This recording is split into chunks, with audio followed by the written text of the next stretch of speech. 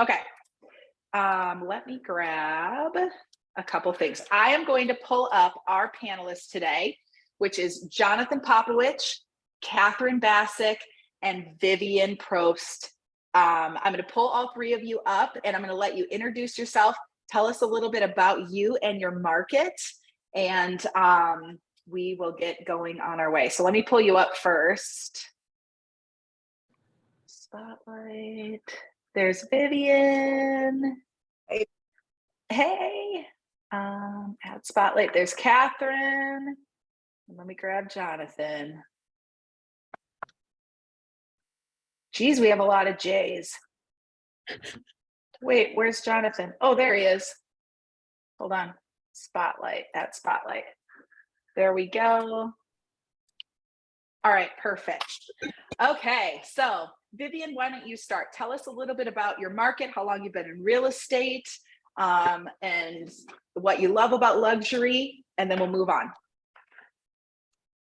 Well, I was actually born in Rio de Janeiro in Brazil, and my first license was in 1992. So it's been a long journey, but starting in Rio de Janeiro, and then in Denmark, and then in Spain. I did real estate in Spain, in Marbella, for about 10 years. And then since I've been here in 2015, I got my first license here. I was 5 years in Sotheby's, a year and a half in Compass, and now very happy to be in EXP. I've been following Janie because Janie is amazing. She really is such an inspiring person. She used to be paid by Sotheby's to come to our regional offices. I'm based in Fort Lauderdale, by the way.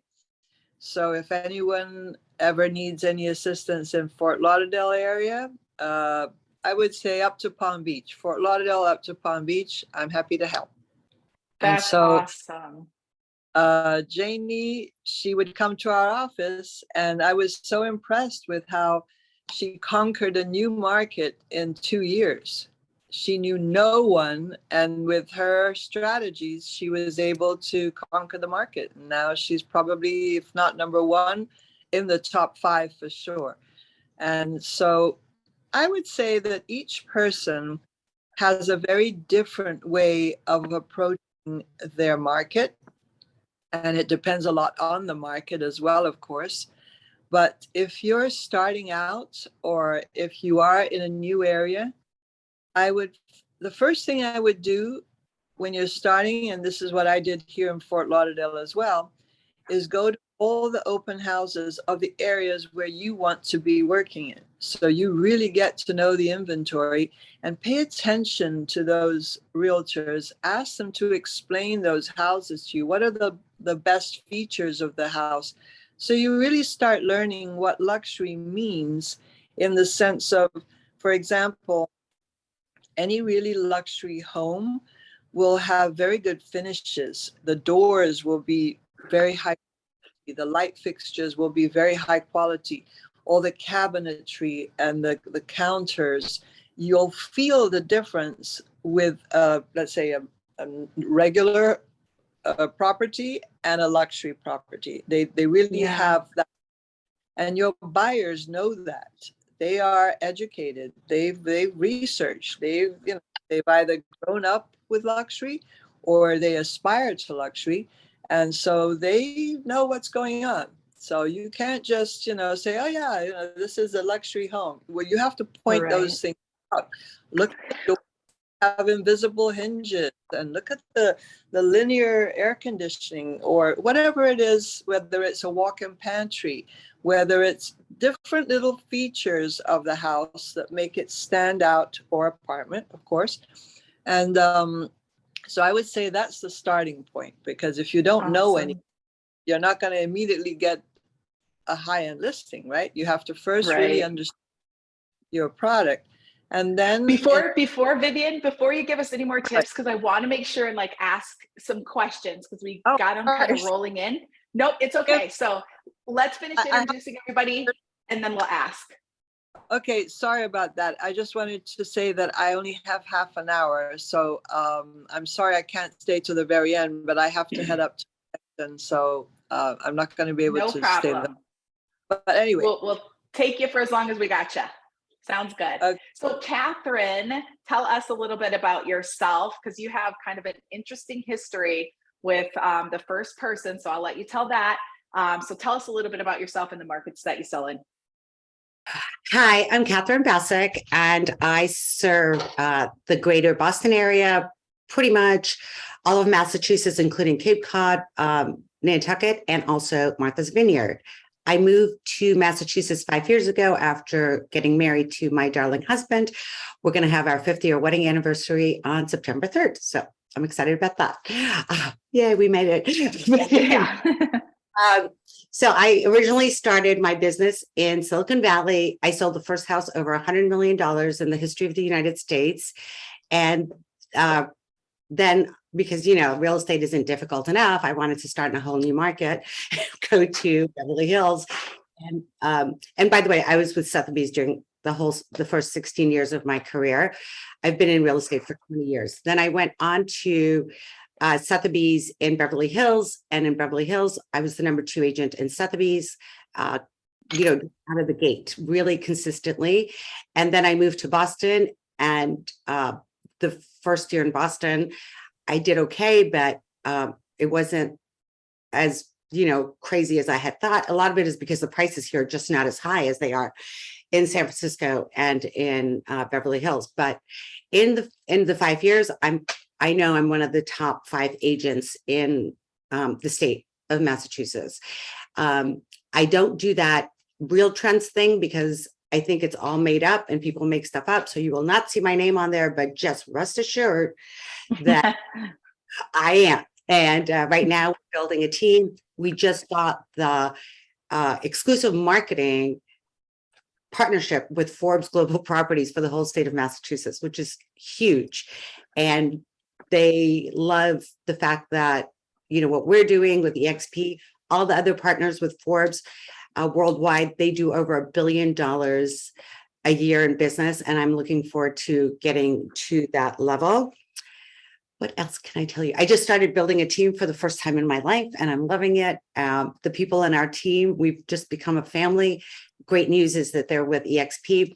I joined EXP with Janie as well, and our little Stacy, who my whole team big crush on, just so you all know. And they always say it, big crush on Stacy.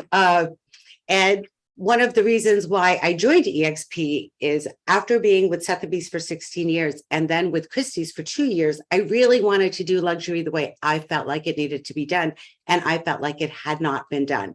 So when I spoke with Janie and she showed me how I could be with EXP, they take care of all the back end and I can take care of the front end and be the face of my own brand.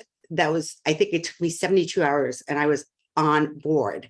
And I've been beyond grateful for her for bringing me this opportunity. And I think I tell her all the time. So thank you, Janie, again, if you're there. Anyway, but I have just made being with the XP and doing luxury this way has given me a whole new lease on life. And it has enthusiastically propelled me to far greater things than I thought I could be capable of. Awesome. Well, thank you for that. And Jonathan, tell us about you. It's a pretty boring story listening to these other two.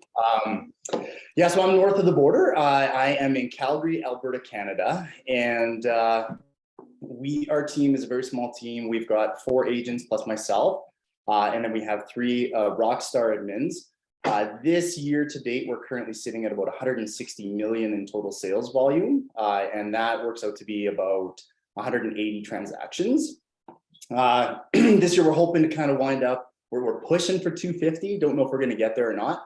I would say our team's approach is one that's sort of a little bit boutique-y, a little bit more grassroots and down to earth. We're not flashy. We're not driving Maseratis as much as we would like to. But that's sort of our approach. And happy to say, super proud of our team. Last year, we did over 63 transactions above $1 million. And in our market of about 6,500 agents, that put us at the top of the list for sales above $1 million. So yeah, so that's kind of us in a nutshell. My background is not one from luxury, middle-class family, kind of blue collar, wanted to be a firefighter right out of high school. That's what I did. So I was a professional firefighter for a long time until they kicked me off the department for selling homes. And here we are. So yeah. Nice. Well, look, you can sell someone a house, and if they happen to have a fire and you're around, you can like take care of it. It's like a one package deal. I love it. Yeah, perfect. Okay, so when I'm going to ask you guys some questions, and because I want to make sure that we get through the questions, and we also want you to share as much tactical as you can, but be succinct so that we can make sure and get through all the questions, because I know everybody is wanting to ask some questions about luxury. So I'm going to start off with, knowing what you know now about luxury, how would you break into that market today? So Katherine, why don't you start? If you're breaking into luxury, knowing what you know about the market and luxury today, how would you break into luxury? I can tell you from my personal experience moving here 5 years ago, I think Vivian really hit the nail on the head. You have to go and know your product. You have to know everything there. And more importantly, you have to go and meet the other agents. Having relationships with other agents has been my greatest asset. And by the way, all of the luxury agents that I know are really, really busy. So they really don't have time for have you pick their brain. So you better offer something. You better offer something really good. So if they're having an open house, ask if you can come and help them turn off the lights. Ask them if there's anything that they need. Ask them if they would like to have you bring some bottled water, whatever it is that helps them. You've got to give, not to get, but just give, because just the universe works in that way. You are going to get. So that's how you do it. They're going to remember you, and maybe they'll be really snobby to you the first couple of times, but guess what? They will be nice afterwards from personal experience. So that's number one. Always go to your meetings, go to your state meetings, go to your, unfortunately with COVID, it's been terrible because we couldn't, but go to the Association of Realtor meetings, any kind of trainings that they have, any kind of networking opportunities. Go and talk and talk and talk. That's a really good way.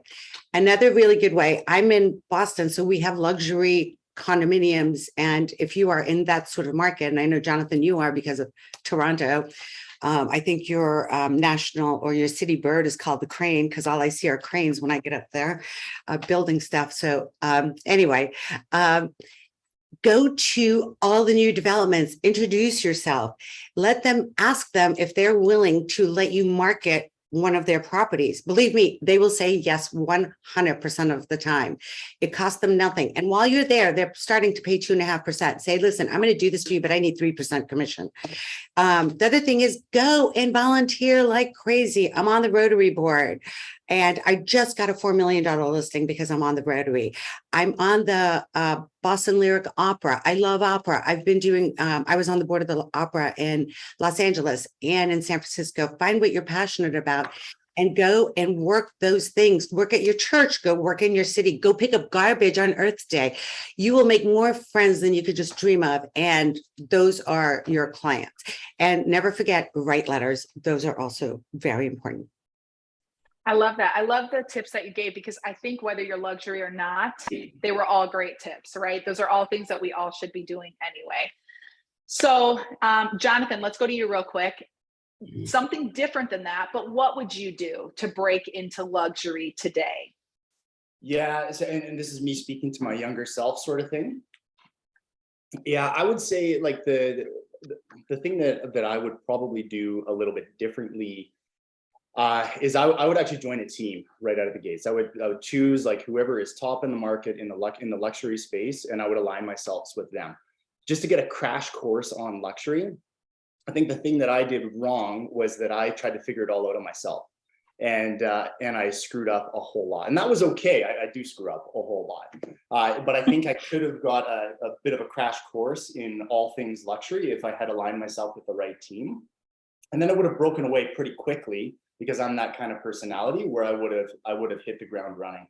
I think the things that I did right was really identifying a niche. And I think that when people use the term luxury, like it's a pretty broad thing, right? Luxury just means expensive, or it's, you know, big and flashy or whatever.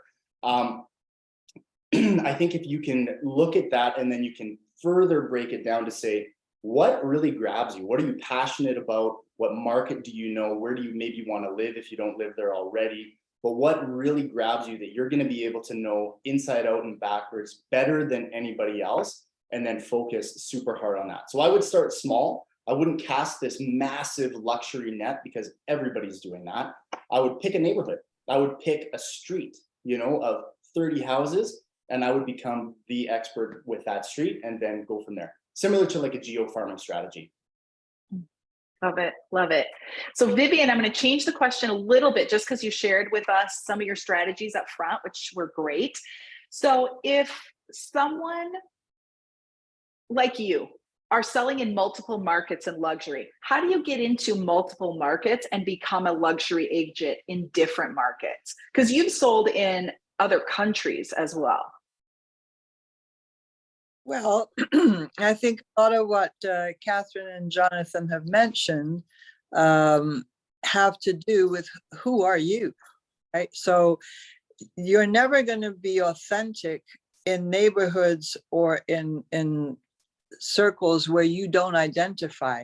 If you're a sports fan, for example, try and really hook in with your, you know, NFL or your Miami Heat in my case, and really try and get into that sphere, because we always, well, I think a lot of people tend to think about that affluent buyer as being potentially a hedge fund manager or an entrepreneur or whatever.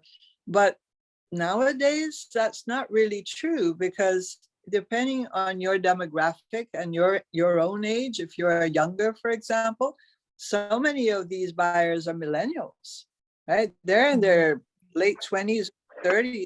So if that's your case, that you're a younger self, I mean, I'm talking to my younger self, right? I happened to be at that point in marketing and fashion. So then obviously my sphere of influence was more that world. But I would say that, and that is a fact, that here in the United States now, 7 years in this market, more than ever, you realize that it's not a necessary, and that's one of the things I love about EXP, and Janie made me really crystallize that in my brain. It's not about the brokerage. You are the brand.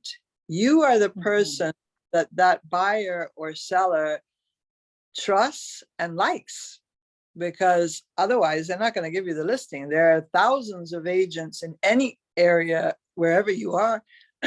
So why are they going to want to work with you? First, because they like you and they trust you. And so luxury can be a condo, it can be a mansion, it can be an area. But as Jonathan was saying, really get to know, and Katherine as well, really get to know that area, whether it's your neighborhood, your street, your club. I happen to pick up a couple of good listings in the yacht club where I'm a member here, because people get to know you and they see how you dress and they see that you're someone that's knowledgeable and polite, and you know that you have good work ethic. And so eventually you gain their trust, and that's how I think eventually you will. I mean, I'm not a very, let's say, how would I say, I'm not very much about sending a lot of postcards, because I get 20 postcards a week in my own home, and I'm a realtor, and most of it just goes to the trash. So I think that a lot of those luxury sellers, for example, they might be doing exactly the same thing. So it depends on the market. Here in Fort Lauderdale, extremely competitive. I mean, I know personally at least 20 very successful luxury brokers, but they don't know everyone. Keep that in mind. They don't know everyone. And your sphere of influence, that you take the time, as Katherine was saying, she's from Rotary, or if it's your junior league, or if it's your whatever it is, where you can start really captivating people's trust, and you are knowledgeable. You can't just bluff it, right? You do actually have to know it. Hang out with architects, hang out with interior designers, go to designer stores or art exhibits, and try and learn more about that. So what's the difference between a specific kind of furniture or just any furniture? Well, that person in the store will tell you, no, this is because this wood is like this, and this is from Italy, and this is from, and that's how you will sell or show to your buyer the value of what you're presenting or representing. So very good, very good. And that kind of leads into my next question is, the difference between regular real estate and luxury real estate. So Jonathan, you answer this first, but what's the difference in like the sales process, the daily activities that you do? What's different between regular real estate and luxury? Stacey, I mean, I don't really do a lot, to be honest. I'm just kidding. It's but in all seriousness, there is some truth to that, because when you think about the whole luxury space, I learned very early on that it's pretty much the same amount of work if you're selling a $300,000 house or if you're selling a $3 million house, right? Like, let's be honest here. It really is. So I think the difference that I found, and in many ways, the $3 million house is a whole lot easier based on not all the time, but a lot of times who the client is that you're working with. So for me, one of the things that I love to do is I love to ask the seller, what's their expectation? I think first thing is you need to make sure that it's not this relationship like where they have hired you and you are their employee. You need to scrap that right out of the gates, and you need to align yourself with them to be on the same team. This is a long play, especially in our market.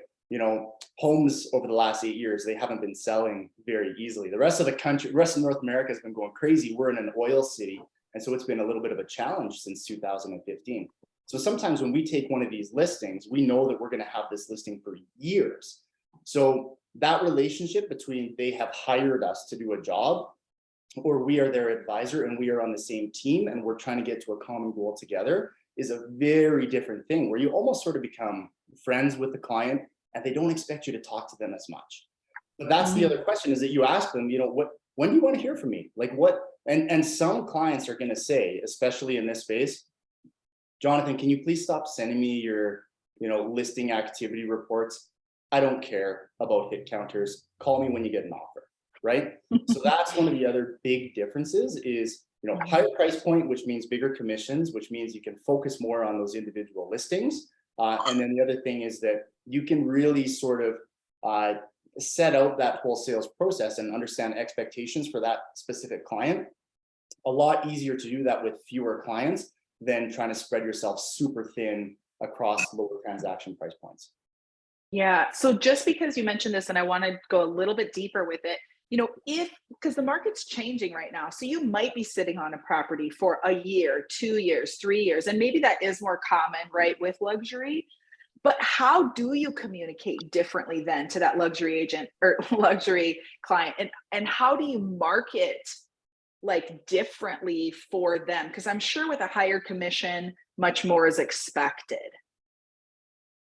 Yes, much more is expected, but I think it all comes down, and we hear this so much in the industry, but it's expectations, right? So when I go into one of these one of these different clients, I'm not promising helicopters. I'm not promising, these massive wine and cheese parties, because let's be honest, they're a waste of time. That's not what you're promising. You get into it and you say, hey guys, here's the deal. We have had X amount of properties sell above this particular transaction price point ever. So your chances of being able to sell this property, they're not good.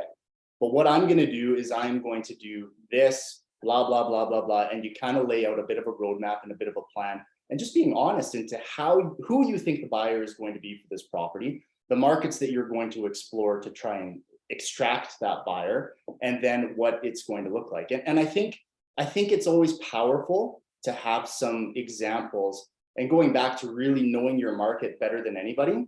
Many agents are going to show up and they're going to say, hey, here was the house that sold at $5 million. What they maybe neglect to say is, here's the house that sold at $5 million, that the build cost was $32 million, and it's been on the market for the last 9 years, right? So all they see is, hey, there was a sale above 5 million, but they don't see anything else that goes along with that. So big on level setting expectations, and then proactively kind of setting expectations as you're going through that market shift as well. I would also say, just to sort of maybe protect yourself as a luxury agent, because maybe some people are sort of discouraged listening to this, like, holy crap, I got to sit on a listing for 3 years. Like, that's horrible. And it is, but there's ways that we as agents can sort of hedge some of that risk. So a common strategy that we would do on our team is that we'll take a retainer. So right out of the gates, like, many people kind of think you don't get paid unless you sell the house, which is mostly true, but there's nothing to stop you to say, okay, here's the deal. For me to be able to market your property in the best possible way, it's going to cost a lot of money, and I am prepared to make that investment into it. But what we would do is I would ask for a $5,000 retainer, $10,000 retainer. The number is not important. And what that's going to do is it's going to better equip us to be able to strategically market your property. You will own all the photos, all the measurements, floor plans, all of the assets. Those are your property. And when we sell your property, that retainer would then be applicable towards the commissions. So it's not that you're paying anymore. It's just a mutual investment to get into it. What that does is it, first of all, protects you and your business so that you're not doling out all this cash and you don't have anything coming in. But the second thing that it does is the psychology of it is they have now invested into you. They've invested into the process. They're a whole lot less likely to say, see you later, I'm now going to go hire Katherine, because they have no cost into it. If they've invested into it, they're going to stick around. Yeah, very good point. So, Katherine, I know that you have aligned with Forbes, which you mentioned in the beginning, but before you were aligned with Forbes, what are some specifics that you would do to market a property and then show your value throughout the length of the listing agreement? I say this a lot, and I use, they say other people's money. I use other people's influences. So when getting into Boston, the first thing I did is I start calling money managers and wealth advisors, got them to know me, befriended them, invited them to parties, really got to divorce lawyers, all of these people. And the reason why is because they will have a client who's going through a death, a divorce, or some other situation that they're going to their client needs to dispose of the property or acquire property. And if you already have built a relationship, they're going to be thinking about you. Last night at 11 o'clock, one of these people texted me and said, one of our clients is moving to Boston and they want you to represent them. Those are freebies, my friends. We get emails and phone calls 24/7 on how we can spend our marketing dollars by all these people. I mean, oh my God, everyone's trying to get into our pocket. Enough. Do these other things and you don't have to work as hard, spend as much money. And so as far as luxury real estate goes, I've never really had a property ever go over a year. Maybe 7 months is the longest I've ever had a listing. And I always charge 6%. I keep 3.5%. I give the other side 2.5%. I feel like that's fair because I put in a lot of time and money. I do my videos like everybody else does, but I don't just do it like everybody else does. I hire the absolute best.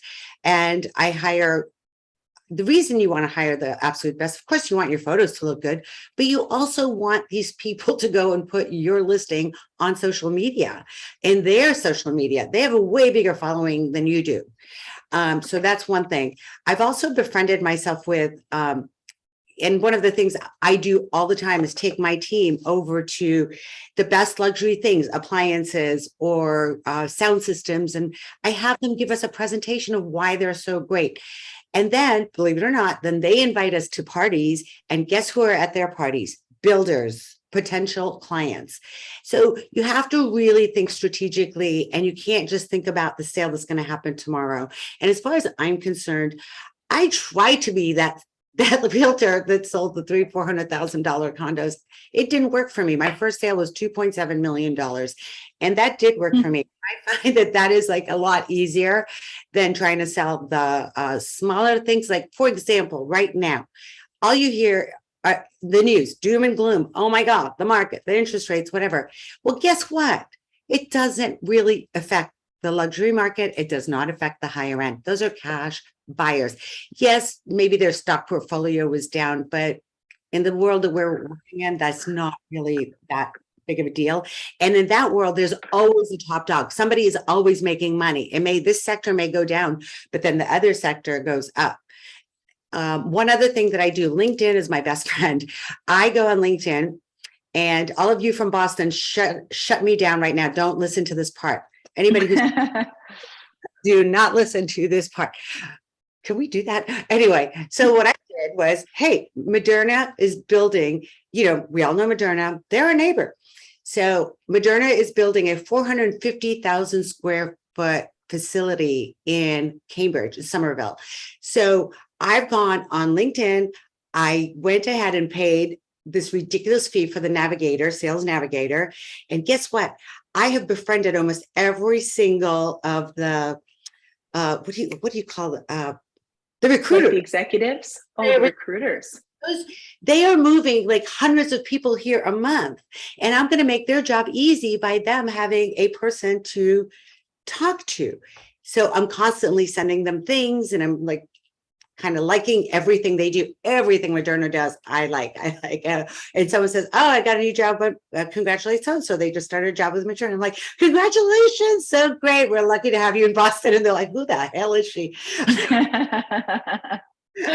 It's fine. So those are the kind of things I really try to think strategically constantly and think of different ways that are in my market. And the only way you can really think strategically is you have to know what's going on in your market outside of real estate. You have to know what companies are moving in, what companies are moving out, all of that stuff, and what industries are down.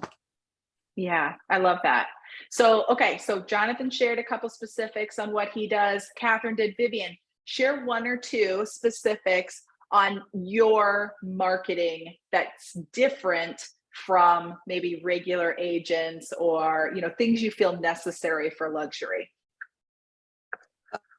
Well, again, back to Janie, she helped me very much with the marketing that she does, since I explained that I haven't been here that long, right? I've only been here 7 years. And although the first 5 years with Sotheby's, they market themselves very well, but they don't really help you market yourself. And that's where the whole difference came with COVID. Everyone realized, well, not everyone, but many people realized they could work remotely. And so I think the whole brick and mortar offices kind of phased out in a way, and many of them are shutting down, because what client wants to go to a real estate office? And no buyer, they want to go and see properties, and the sellers want you to come and see their home. So we really didn't need that anymore. I think that, yeah, mostly it would be Janie. And then I think that you market yourself. So be very aware whenever you're going anywhere, there is a possibility of networking, which could be your dentist, which could be anywhere. Present yourself in a luxury way. Be aware of how you're dressed, and that your nails are clean, at least if they're not, manicured. And I would say that in general, unless you're in the hip hop market, or I don't know, some markets that go for that kind of style, those kind of like green nails with sparkles on, they're not so luxury. I mean, in general. So your hair's clean, your shoes are not scuffed. It doesn't mean you have to wear designer clothes, but dressed in them, let's say, for luxury, I would say that, and you're marketing yourself, try to be more conservative when you're in a professional environment. So dressed in a more discreet way, I would say.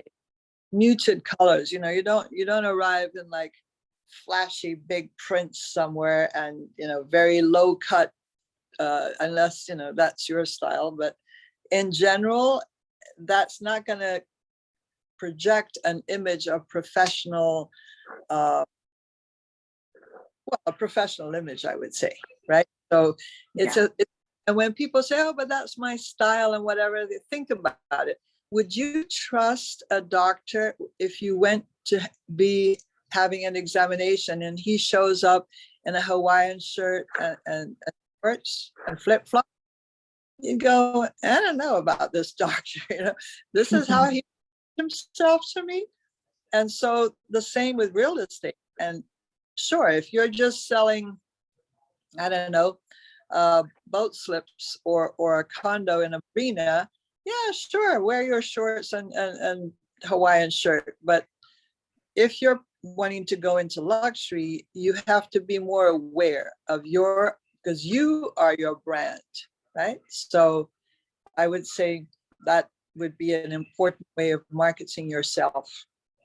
Yeah, really good. And that's so true, right? Because if you are trying to sell property on the ocean or on a lake, you're not going to show up probably in like a turtleneck and a suit and a scarf. You're showing up, if you're in a resort market, resort wear. If you're helping luxury clients, you're showing up that way. So a really good question we've kind of got it asked a couple times is, let me address one real thing quick. Somebody private messaged me. Janie, who everyone keeps referencing, is Janie Coffee, and she's in our organization as well. And she shared a couple weeks ago about her luxury expired program. So that's who they're talking about. A question that I know people want to know is, again, breaking into luxury. So if you see a development going up that has high-end condos, maybe even, office space on the bottom, like a new up and coming development or new and upcoming, luxury homes, maybe it's a whole area that just has luxury homes. How do you break into that with the developer or the builder? So Katherine, why don't you start us out? Okay. So, please follow me on LinkedIn, Bassick Forbes Global Properties or Katherine Bassick. And I'm not just saying that because I need more followers. I have 6,300 followers, so I'm fine. However, I want you to see what we just did. There's a new property going up. It's called the Winthorpe. I'm very, very excited about it. Our whole team is very excited about it. Again, Boston people, be quiet. Don't listen to this for a bit. So I had befriended the head of it. And so I said to him, I'd like to bring our team over. We want to have a hard hat tour. We had a photographer follow us around. We went and we did it. And this particular development is not hiring a sales company to represent them in-house. They have like their own people. They are giving us all of their material unbranded. They're giving us carte blanche on how to market. And as far as anyone else is concerned, they think this is our listing. They think this whole building is our listing. We are the only ones who are marketing this. Best money you could spend. And then everyone that we sell, we're going to get a commission on. And perhaps their next development, they're going to see what a great job we did. And maybe they'll hire us as the in-house developers sales group. So especially when you're new to an area, you got to think really differently and you got to fight for the little things. And again, you got to give in order, and then hopefully you will get, it may not be there, you'll get it somewhere else. So, that sort of thing. But I just wanted to just talk about luxury really quickly because luxury means unique. How does something make you feel? It has nothing to do with the price point. Like if you see a beautiful sunset, that's, a luxurious on the beach. So you need to think about that. When you're marketing a home, how are you positioning that home? How are the people feeling luxury when they walk in?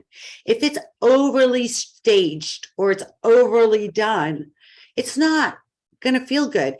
I find that the homes that feel loved and aren't overly staged are the ones that sell immediately. People can tell when a home is pristine.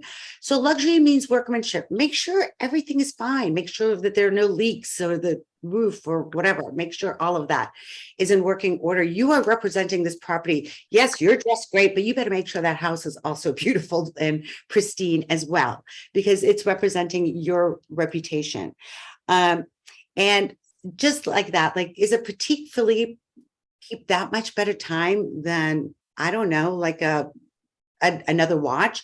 No, it doesn't. But it's people just perceive, wow, if I am going to buy this, it is going to last me forever. It's going to be worth more. The same thing you need to be the Petite Philippe. You can't do it with your houses, but you need to be that luxury brand. So when people know that they're buying from you, they're getting that ultra luxury thing, and that they know that this home is not going to be the money pit because you've already taken care of that. And then, so one more thing I really wanted to share with you. And I guess that's like the most important thing. You have to be luxury first. And the way you can be luxury is make sure you surround yourself with luxury. Go to the Rolex store, go to Chanel, go to Bergdorf's. You don't have to buy a thing. Learn about everything. Go to the designer showcases, because when you walk in, and the reason I took my team to that designer place last week is there's all this new material right now, very luxurious material in kitchens and bathrooms. We want to be able to walk in, and when someone is proud that they had installed this latest and greatest, we want to say, oh yes, that's a so-and-so. Congratulations on buying such an amazing thing. Well, guess what? Other people who come by probably will not have that level of knowledge. So it costs nothing. Anyway, thank you. Yeah, really good. And something that I'm getting from all of you in what you're saying is, before, it's not necessarily that you're stepping into luxury. Maybe your first listing was 2.1 million, maybe it wasn't, but it's giving, coming from like networking with the right people, giving to your community, showcasing others, understanding the product, looking like someone that would want to do business with you, someone that has maybe, a more refined taste when you're in that ultra luxury market. Also, that you are the brand. You're the brand. Your company's not the brand. Honestly, your logo's not even the brand. It's you, how you do business, and who you are. And so I love that you guys mentioned that. Jonathan, I thought your retainer idea is amazing. So if you're not, we got somebody off of mute here. Hold on. There we go. All right. Your retainer idea was amazing, because I think a lot of people are afraid to do really great marketing for fear that they won't ever close on a house. Maybe in their market, maybe 3 million is like ultra luxury in their market. Maybe 5 million is, maybe 100 million is, whatever it is, but that can be very nerve-wracking. So getting the client to be committed to you. And then of course, with your retainer, I love that. And then another really awesome nugget, I thought, like Vivian said, go to open houses. Katherine mentioned this too, get to know the people. And then also who is moving to your area, what companies are doing business, and find those recruiters, find those people that are, the executives that are probably helping bring people in as well. So really good shares so far. Okay, I'm going to go to some of the questions here. So let me look for them. Hold on one second, because I know you guys were really awesome and typed a Q in front of it, just like I asked you. Okay. Okay.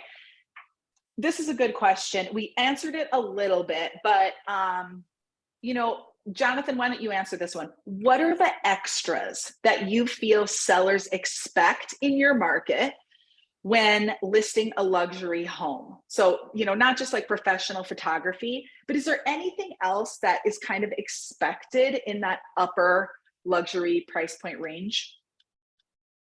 I think the consistent thing, like everybody is going to have slightly different expectations. And there are specific clients that they do want to have the massive Ferrari event at their house and all that kind of stuff.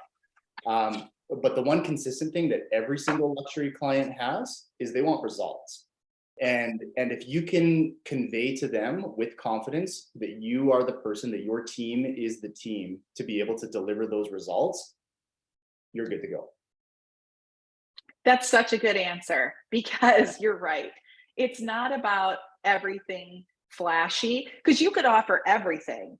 Yeah. But if you don't know what you're talking about, sound like you know what you're talking about, and then actually do something you're talking about, it's not going to sell. So I appreciate that answer. That was solid. While I've got you, your retainer, can you do just like a quick, like, how do you explain the retainer? So the retainer, where the idea of the retainer actually came from was, again, downturn of oil in Calgary, everybody's losing everything, prices are falling through the floor. Like, it was a very drastic shift in the market, to the point that, like, I didn't want any more listings. Like, we had a 1 out of 12 listings was selling in our market. And many times sellers, they sort of, they come to you and they're like, hey, we would love to, give you the opportunity to have this listing. And I'm like, man, I don't want another luxury listing. This just sounds like, going to be hemorrhaging money and another pain in the butt. So then what it came down to is like, all right, well, let's see how badly they want me to list their property. And that's where the idea of the retainer came from. Also to sort of hedge that little bit of financial risk as well. And then legitimately to better equip our team to be able to do some of the things that we felt we needed to do to differentiate our luxury listing compared to many of the other ones out there. So it's a very simple conversation. As we know, like, there is no standard real estate commission, right? Like, we've got also, I'm sure you guys do in the US as well, but in Canada, with competition law, price fixing, like, you cannot standardize commissions. You do tend to see sort of market norms depending on where you are. But my team, and I have a ton of my competitors on this call, so but like, our Close team, your eyes or your ears, competitors. no, it's okay. I'm happy to share. Like, so we charge more than what our sort of typical commission would be in our market. And we do that intentionally. For one, we think that our service is better than kind of the average and the normal. Our results are better. And I think it's kind of like the luxury brand. It's the difference between, the examples that Katherine was just providing with a watch, right? Like, people are prepared to pay for something that's better if it serves the same function, although our function is better. So, first of all, we charge more. Second of all, when we say that we're doing a retainer, we're the only ones that are doing that. So really, for them, they're like, huh, that's kind of an interesting idea. And it's received very, very well. I think maybe in the times that I've presented the idea of a retainer, there's been less than, on one hand, I can count on less than one hand, people that kind of turned their nose up and said, I'm not into that. So yeah, sure. I would encourage everybody to give it a shot sometime, whether it's a listing that you just simply don't want, or the people are mean, or, something. Give it a shot. Don't be afraid of it. Yeah, I love it. And I think sometimes in that price, in luxury, maybe you're worried. You're like, oh, this could be such a big commission. But Katherine, I know you had a specific experience with that. I think it was on your first, the one where you set the record, where you were like, take it or leave it. And this is what I charge. I don't care if your property is 100 million or, 1 million. This is what I've got. So talk about that. How did you tell us the story quick, and okay, this is about pricing. This is pretty confidential. So all I have to say, I'm going to say what I can say. Say what you can. Yeah. Say what you can. So I was up against 2 other of top brokers, like, in our area. And one of them was Jeff Highland, who flew in, Hilton Highland in LA, multi-billion-dollar producer. They came. And so that's the level of people I was going with. And they liked me. So I said, okay, we're going to do it. So then they said, okay, well, we are going to pay you 1%. I said, no, you're not. And so then I said, this is how much I charge. And I can't take anything less than that. And then he said, how in the world can you justify, making 6 million X amount. Yeah. X amount. And I said, well, you have a house, for 100 million, and nobody's ever sold anything like that, especially in California. The taxes alone are going to be 10 million a year. Like, do you really think I'm going to have a chance to get this done? And if so, I'm going to have to work really hard to get it done. And so he just kept going back and forth. And I said, you know what? I just don't think I'm the right agent for you. So perhaps you need to hire one of the other people that you're working with. And I really appreciate this opportunity. And I hung up on him, I think. I'm not sure. I think I did. Anyway, so then he calls up my broker, Jeff, and he's like, we're going to give you the commission that you want. And Jeff's like, that's fantastic. Thank you, blah, blah, blah. And then he's like, but we want to make sure that we get Katherine. He's like, of course you're going to get Katherine. Katherine loves you. It's going to be great. So anyway, then Jeff calls me. He was like, congratulations, you got the deal, blah, blah, blah. I'm like, okay. So that's awesome. so And so it shows you showed your value and you said, this is what I do and this is how I do it. And we're most likely uber confident about it. And then one more thing, they did not want any photography. They did not want any advertising, anything. So we're like, okay, so now we're secret agents. So this is really sums up the luxury market as a whole. I started dialing for dollars with other agents that I am friends with that I know are at that level. And I told them what I have. I sold that house in 12 days and then we closed in 34 days total at 108 million. So unbelievable. Very cool. And that's such a good point, right? It's calling it's not always about trying to find the buyer by spending a ton of money on advertising and things like that. She couldn't. So she had to call other agents and really promote the product. And this is what we've got. And, hey, you got to have good relationships with other agents. It's your key to having a really great, successful career, luxury or not. But that was genius. And this okay. Oh, go ahead. Never sold anything over $7 million in his career. So he was way over his skis. And I wound up having to do almost like both sides of things. So, which was fine. Yeah. I love it. That's awesome. So any last thoughts, 1 minute or less? Vivian, you start. Any last thoughts about luxury? I was just thinking about, the retainer thing in our market that but there is very much the standard commission here are around 6%. So 3.3. Although I have seen quite a few of the very high end, let's say 20 million and up, only offered 2.5 because there will be some negotiation with the seller. I have 2 listings at the moment, $7 million. One is a new construction that's going to start building this month. And the other one is a turnkey, beautiful home on the water, near the beach, near the park. And it's all designer furnished. The seller is going to go and live in the Caribbean. She's retired, sold her company. And so that's the reason for the sell. But she does not want any for sale sign. She does not want any open houses. So I did manage to one day do a broker's open, but she wasn't too delighted with the idea anyway. Frankly, maybe it was the wrong time of the year because it was the beginning of summer, which is low season here anyway.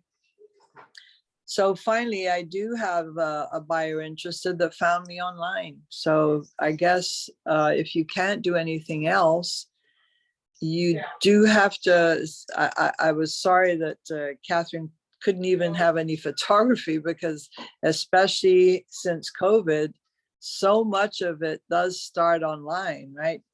Whoever they are, whatever price point they are, when people are starting to think of buying a home or even selling their home, they will start online. So I think that was an exception because even very high-end homes, they may not want you to photograph the interior, but you must be able to have at least an elevation, the front elevation, or an over, I don't know, some kind of image, and then really work on your copyright, on what you're writing about that house, making it really through words, express the soul of that house, even if it's a condo. And what's about that lifestyle? What's about that location? Because in general, the luxury buyer, he knows the location he wants. He may not know that exact property, because if you can't manage the Is that sound? Oh, Oops. oh, Vivian, we lost you. We can't hear you. She's on mute. Oh. Well, let me ask another. She might not be able to hear us for some reason. Can I answer that question as well? I want to ask it just a pinch differently. So what for you and Jonathan, what's one thing that you haven't told us that we need to know about breaking into luxury or about luxury in general? Yes. The thing that you want to remember is do not think you can throw money at the problem and become a luxury agent. It doesn't work. All you're going to do is you are going to waste your hard-earned money. So do the hard work, the stuff that we talked about earlier today. Do not just keep buying this lead and that lead, that lead. It doesn't work. Even if you do with Zillow, you're not going to get a big fish. Maybe you'll get $1 million buyer or whatever. But anyway, that's my 2 cents. Love it. Jonathan, how about you? What's one thing we need to know? Yeah, I totally agree with that. I would say like the one thing that we maybe haven't talked about, we've talked a lot about luxury buyers, luxury sellers, all that kind of stuff, breaking into luxury.